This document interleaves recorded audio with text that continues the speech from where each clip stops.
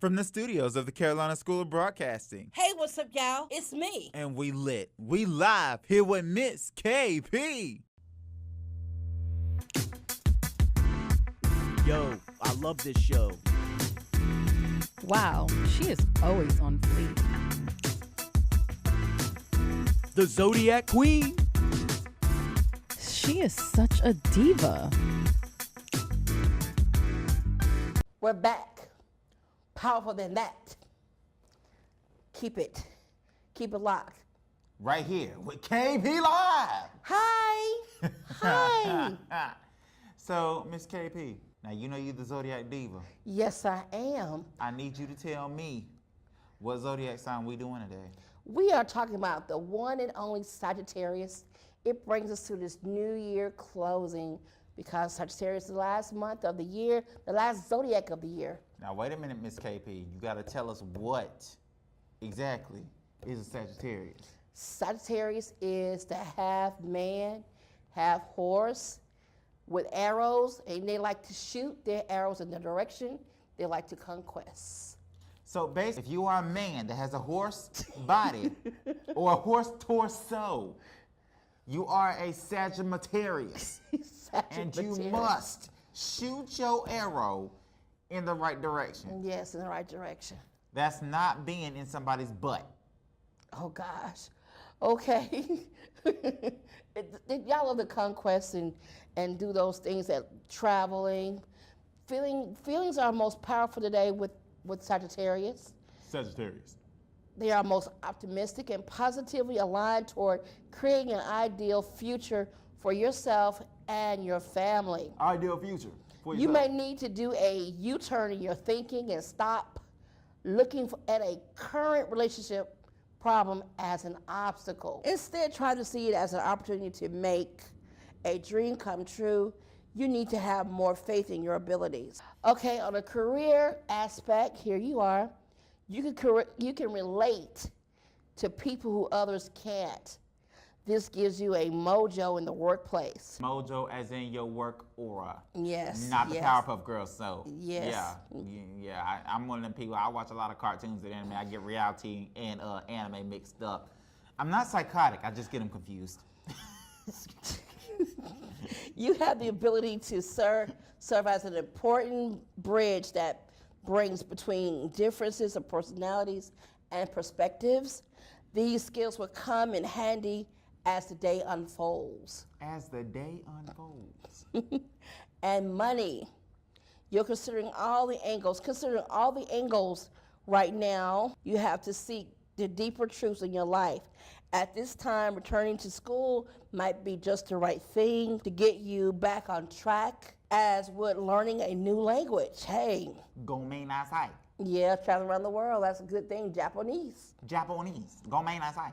As a form of education to connect with dreams you have had on such a long, long time. Money will come when you allow yourself to do what you love. I have Sagittarius in my family. They can't travel unless you send us money. We need some money. Help a brother out, Sagittarius, with a horse body and an area. I mean arrow. Just shoot your arrow in that direction, and you will go and follow your dreams because you do like to create and build. That would be a good thing to go back to school. And ladies and gentlemen, we do actually have an announcement because we have someone who is a great mentor here at CSB. Yes. She is a former operations manager and program director of both Power 98 and V101.9. Ladies and gentlemen, this is the fashion diva herself, Miss Terry Avery. Yeah. Hey, what's up? We're back on KP Live, and once again, we've got the former operations manager and program director of V101.9 and Power 98. Ladies and gentlemen, this is Miss Terry Avery. Hey, hi. So you've been in radio for 25 plus years. Yes. How's it feel to accomplish that goal? It feels very good because I never would have expected that my career would have taken off as fast as it did. A lot of times when you first get into radio, you are subject to go to small markets and work your way up. But I went from New York City to Dallas, Texas, to Houston, Texas, and then to Baltimore and Washington, and then to Charlotte. So I've had a great career in that I didn't have to go to a really small market and work my way back up to a large market. I've also accomplished getting a lot of awards during my radio career. One that I'm very proud of is the Women in Mentoring Women in Radio Award. And I got that a couple of years ago, which was very enlightening for me because it meant that I helped a lot of women to get into this business and then mentored them to their greatness. How did you know you wanted to be in radio? I first got the itch to get into radio when I was in high school, believe it or not. Okay. I took a small, what we used to call an independent class at that time. I had to take some extra classes, and my school was offering a radio and television course.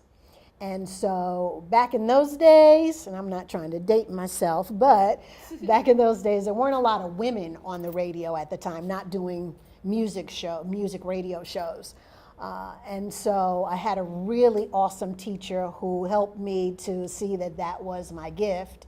And he got me an internship at a couple of radio stations. And I did that straight out of high school, actually. And then I looked for a college that would enhance those qualities. And I went to a small college in Boston, and I took radio and television courses, and that led to another internship at a radio station, which then led to my first job in radio in Dallas, Texas. You are one of the big female, I guess you could say, groundbreakers in radio. Yeah, there are a lot of women that are coming up in radio now that are who know who I am and always call me one of those pioneering women in the radio business, and that I have I mentored a lot of them and helped them to get to where they are in the business also. So yeah, I could claim that. Well, see, in WWE they're doing what they're calling the Divas Revolution. I'm not a WWE fan. I'm not as big as a WWE fan as I was in the past. But, you know, in terms of radio, you started the radio revolution for women. No. I can't claim that. I cannot claim that. Okay. Because there were a lot of great women that came before me that I listened to on the radio and that helped mentor me also. One, her name is Deanna Williams, and she was on WBLS in New York City. And I got a chance to meet her during my internship, and she mentored me, and she is one of the pioneering women in this business. So she's still doing a show to this day at WDAS in Philly, Pennsylvania. So, but I would say she's one of those people. And there have been a lot of others that came before me. So I was kind of like the one now, but they were the ones then. So do you feel like the vision of your career has changed now from when you started? And if you did, then how? Yeah, because now the business has changed. It's more tight-knit, and back when I first started, you had the opportunity to go to a number of different kind of radio stations, meaning you could go to an urban radio station and then perhaps cross over to a top 40 format. Nowadays, it's very, very, I won't say segregated, but it's very compartmentalized, and you don't have those opportunities like you used to have. Although I still love being in a radio station atmosphere, the satisfaction I get now is teaching radio, and that's my passion. Even in a radio station, just because you have on-air talent on the air doesn't mean that they don't need coaching and they don't need teaching. So in that atmosphere, you're doing that. But in this atmosphere, in the Carolina School of Broadcasting, I get a chance to really work with the students to mold their talent so that they can get jobs in the industry. What was your funniest moment in radio? I gotta ask you that one. Wait. So we can like edit it out. Okay, just turn it. So what was your funniest career? Just He wants you to lean in and say, Yeah, so read what it. was your Trying to avoid another cough. coughing. coughing? Okay. What was your funniest moment in radio? Wow. I got to think about that one for a minute. Most definitely not coughing. Like that. The dead of winter. Oh, wow. My funniest moment. Man, I don't know. Now, so you groomed No Limit Larry, so I know you had some big funny moments in there. How about when you met a celebrity? Do you remember like when you met Beyonce? Beyonce? Whitney Houston, any you would call legend Oh. today? Those were great moments, and I have been honored to be able to have a chance to do that. Yeah. So I look at that as just pivotal moments, not so much funny moments. I mean, we've done some crazy things all through my career in radio, and there have been some crazy funny moments, like when I worked with Tom Joyner in the morning. We'd have to get up at 4 o'clock in the morning to be going on the air at 6 a.m. and making sure that everything was in line, and just the behind the scenes things. Some of them I cannot mention because you just don't want to put people's business out there. Okay. But but there have been some funny moments, I think, along the career. Of course, when we finish this, I will think of 10 others. But that's what radio is all about. It's having fun. It's not so serious and not so, straight line, tunnel vision. It is fun. And when you really get into it and you work with some great people, it's a lot of fun. It is, especially Yeah. when you work with the diva of the Zodiac, KB. That's right. That's right. Yes. I am funny. Beyonce.